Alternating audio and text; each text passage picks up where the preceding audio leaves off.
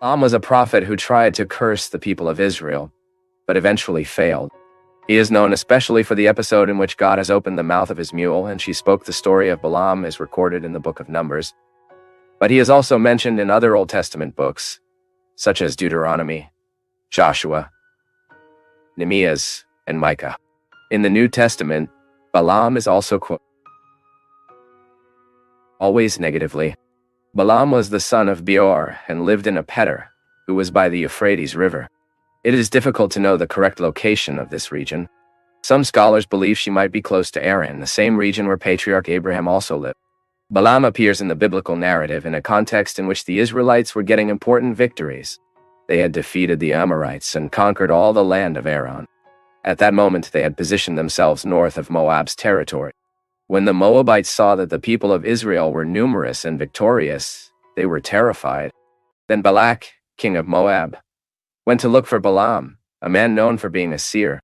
The Moabites made an alliance with the Midianites to oppose Israel. Then Balak sent messengers to Balaam to ask him for help. Balak wanted Balaam to curse the Israelis. Balaam seemed to be a renowned prophet, for in Numbers chapter 22, verse 6, Balak says about him, Balaam then asked for a night to consult the Lord. That night God told him not to curse Israel because they are blessed people.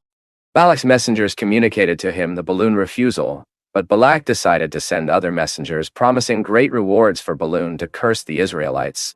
Once again, Balaam asked the messengers to wait for a night for him to seek the message of the Lord.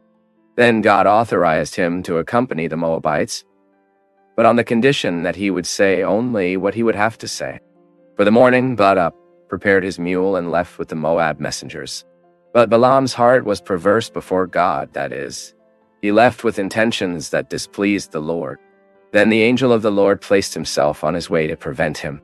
The prophet Balaam could not see the angel of the standing still on the way, but his mule saw and refused to continue.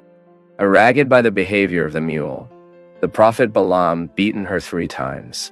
That's when God made the mule speak. As soon as the mule spoke, God also opened the eyes of Balaam, and he could see the angel of the Lord with his sword in his hand. The angel of the Lord rebuked Balaam and allowed him to continue. But once again he urged him to speak only what the Lord commanded him to say.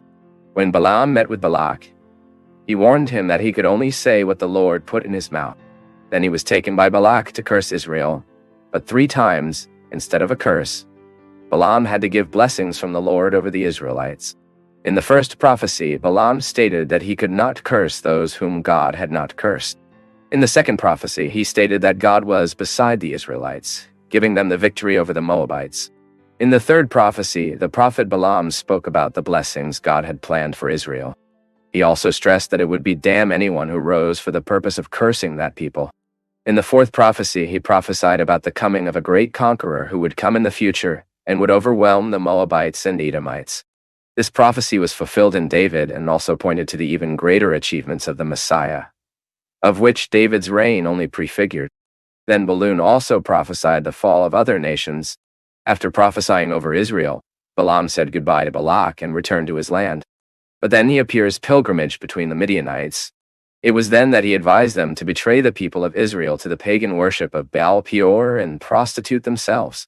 Before the sin of the people, God poured his judgment, and the sinners were eliminated from the congregation of Israel. God also commanded Moses to afflict the Midianites because of the evento.